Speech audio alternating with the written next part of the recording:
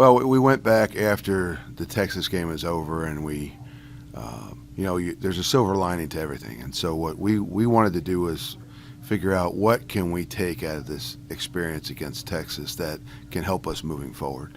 And probably the biggest thing is, and I told the guys prior to playing the game, games like this are typically very revealing, and maybe in some of those one-on-one battles we were talking about, we saw some guys that just kept fighting. And for instance, Colt Dietrich did a really good job against two very good defensive ends.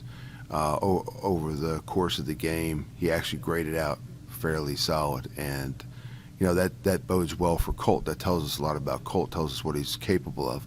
And as you go down the line, and I don't mean the O-line, but you go down the line on the roster, and you evaluate each one of them with regards to their performance, there's all kinds of things we obviously would like to improve on and get better. Some of them were talent-driven, but some of them were our own self-inflicted mistakes. Also wanted to see if the game was too big for us in terms of with so many new players and so many new players that haven't started before, just how they would react and respond. And we're now into week 4. It was week 4 game, so you'd think you have some guys that probably would respond a little bit better than they would early in the year when they're starting for the first time in their college career. So we went back and we evaluated, and we took as much as we could possibly take out of this game to help us moving forward. And with regards to moving forward, I'd say this, I always refer to this season in two ways. Because of my boxing background, and we play a 12-game season, I look at it as a 12-round fight here. And one of the things I mentioned to our team is you can lose the first 4 rounds sometimes, and you can still win the fight. And that's something that we want to take what we learned from the first 4 games. We've got to keep growing, which we have done. We need to maintain discipline and stick to the process here. And that is, it's working for us in terms of we're getting better each week. What we need to do is put together a full 4-quarter game, so that the result at the end is what we want it to be. And that, the other thing I think we approach the season, and I've done this for a long time, is in a 12-week season, is we look at it in 4-game blocks: first third, middle third, last third. And for one third to be important, you've got to take care of business in the one previous to that. And so the interesting thing with this is we're heading into the middle third of our season, and it is only the beginning of the Conference USA season. We have only played 1 conference game to date, and so now we're about, with the exception of Oregon State, the rest of our season is in conference. And so we still know winning Game 5 makes Game 6 more important. And so we're focused on New Mexico State, but I think the guys are in a mental reset right now, and we're focused on what we can do now that we're inside of the conference. And we still have 2 goals this year, and they're both on the table. And so that's what we're charging forward towards. We'll start taking some questions, guys. Just start off with Carlos. Coach, just through the bye week, just how have the guys just continue to get healthy? I know Jameer Diaz was dealing with an injury that he suffered against Texas, and then we didn't see Mabry Matoyer at all. Just how have they been doing, and their status going into New Mexico State? So with regards to Jameer Diaz, we thought it was going to be serious. It's not, so he's on a day-to-day deal right now.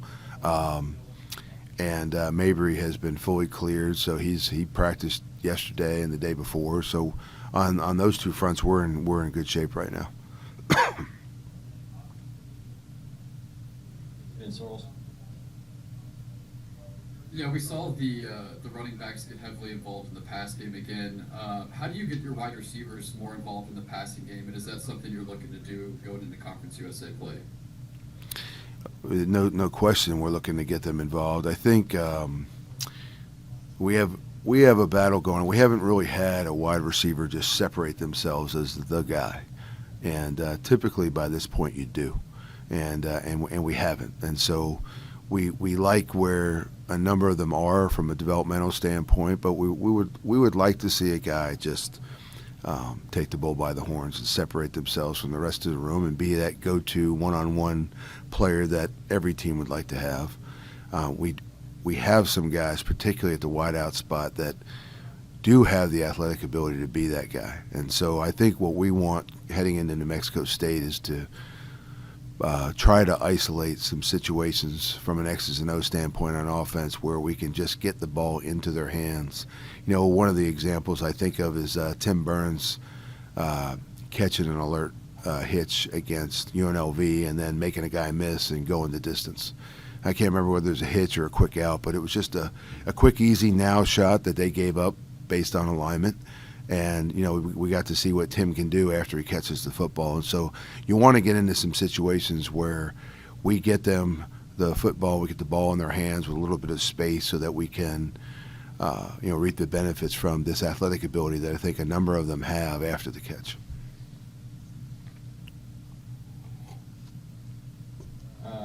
Colin, Coach, this will be your first time going up against this kind of midweek slate where it's a full month. Just kind of what have you done to get your team ready for that, and what have you done for yourself to get ready? Like, have you made any phone calls to those that have been through it, or just anything that you've done to prepare yourself? No, I don't. You know, the trip to Hawaii was a completely new experience for me, our entire staff, and the players.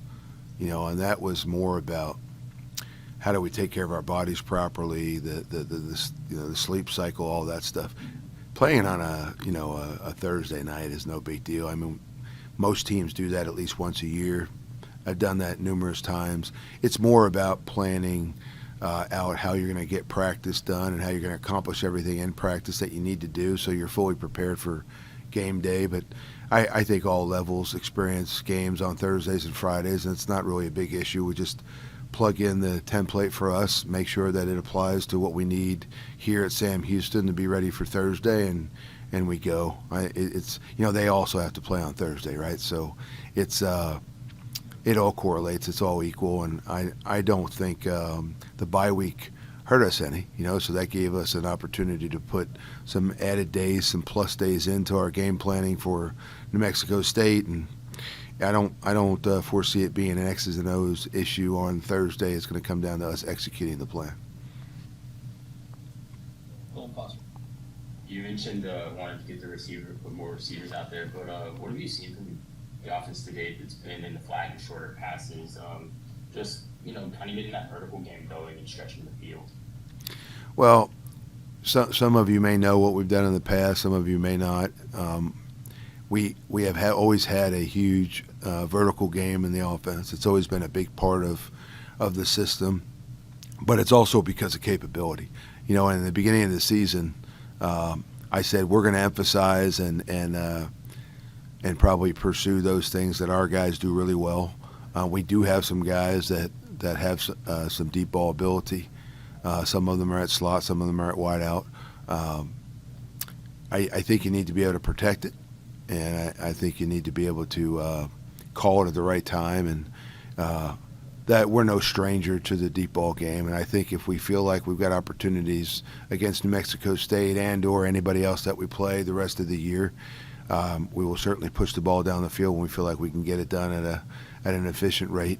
I do think the biggest issue so far, really, though, with a number of different aspects of the offense that we haven't no pun intended, been able to pull the trigger on has been the instability at quarterback. We've kind of rolled through Hunter being hurt, and we've rolled through Mabry being hurt, and we've even played our third stringer in Landon Locke right now, and that the lack of rhythm and the lack of stability there has really been probably the biggest issue that it's affected the passing game.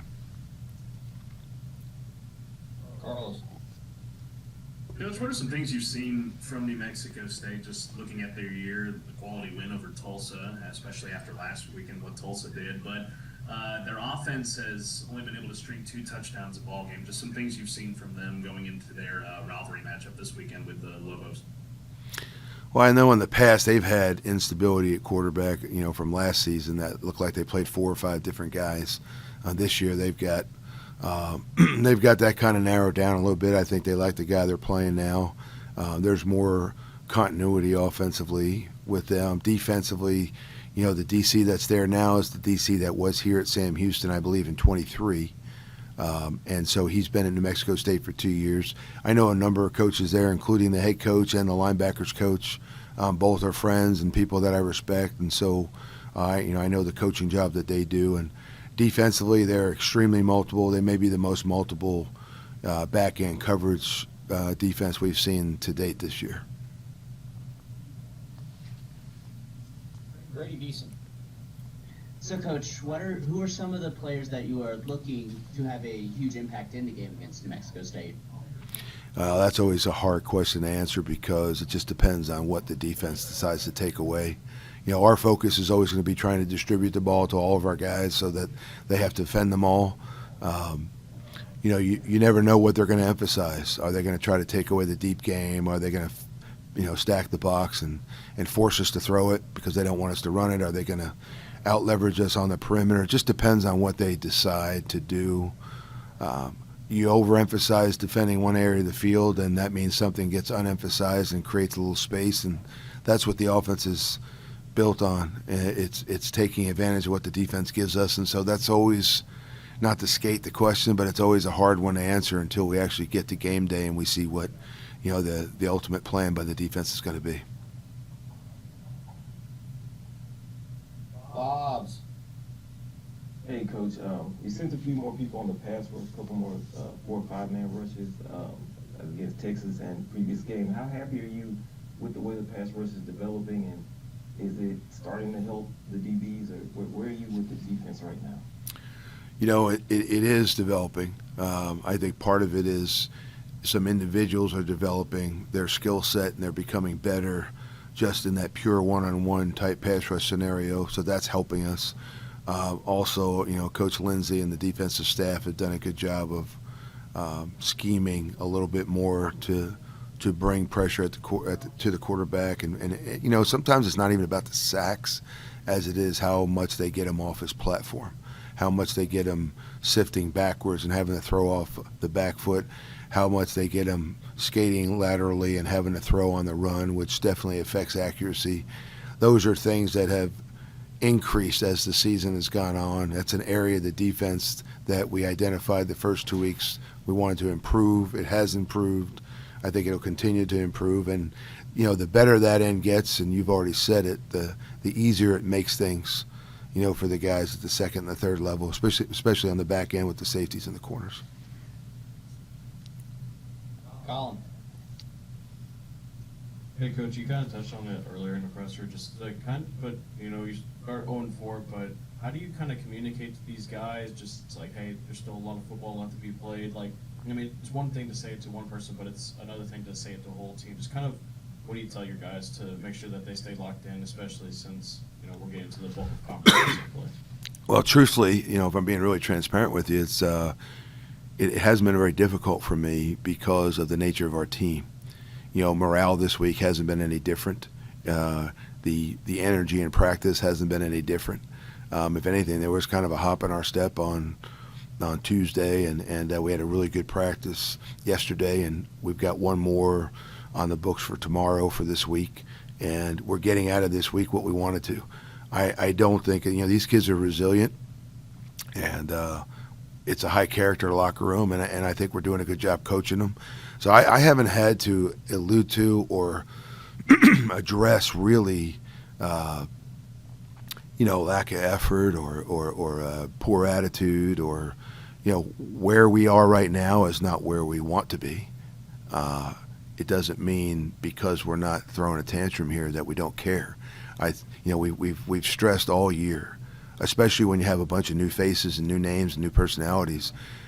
There's a level of professionalism that you have to maintain. There's a level of composure. There's a level of poise, and it's something I think people in general in life struggle with, and that's an emphasis for us with our team all the time. And is everybody perfect all the time? No, I'm certainly not perfect from day to day, that's for sure. But what we try to do is not make the same mistakes twice, and we try to handle things in a professional manner.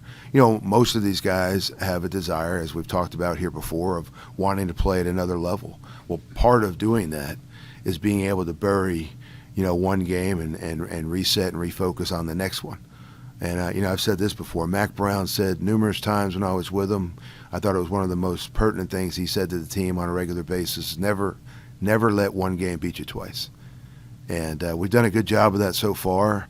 And I think we're trying to take advantage of the 2 weeks to prepare for New Mexico State. But morale in the locker room right now and on the team, you would think would be a concern. And for me personally and our staff, it has not been. So the focus has remained on the field with regards to execution and winning the next game.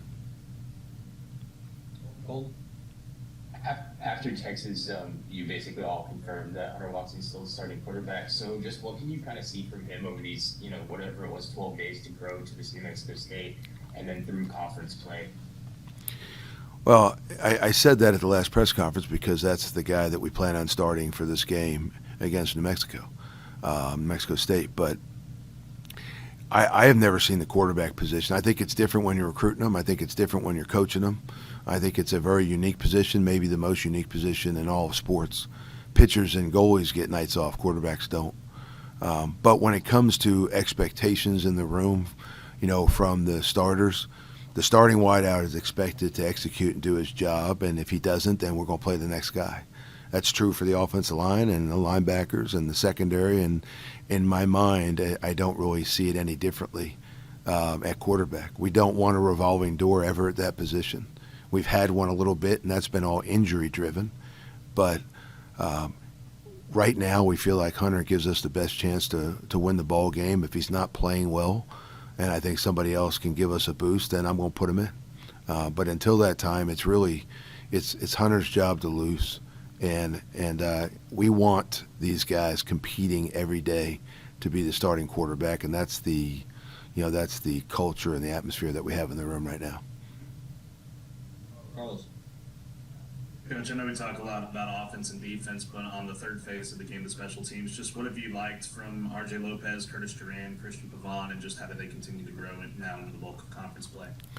So Coach Ray's back, and Coach McPeak and those guys have done an excellent job, along with our assistant coaching staff, of preparing our special teams every week. And Coach McPeak and Coach Ray's back, they planned it out, they put the scheme together, and then our assistant coaches execute it, and that's pretty similar to the way it's done just about everywhere. And I've been very happy. We've been efficient, we've been competent, we have not hurt our football team with regards to affecting the outcome in a negative way. We want to take the next step now on special teams and make some plays on special teams, some explosive plays on special teams that are game changers. We want to score, change the field position drastically, get a block, those type of things. We haven't done the extraordinary yet on special teams, but there's been a major improvement, I think, from the efficiency of last year, and we are, I think, only going to continue to get better. And I have to say, that same group I was just telling you that I'm not worried about with regards to morale on our team has also had, a fantastic attitude with regards to respecting how important special teams is with this program. And that's a big reason. Their response and their work ethic and their execution on special teams is a big reason why we feel confident that may be the strongest third of the team right now. And that's something we need to continue.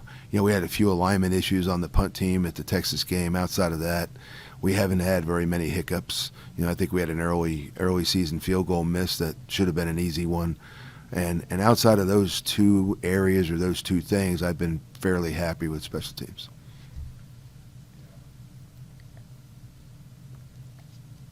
I don't see any other hands raised. Does anyone else have any more questions for Coach? Again, this will be our last media availability before next week's game at New Mexico State. So if you got anything else for Coach, now's the time. Looks like Colton's got one more.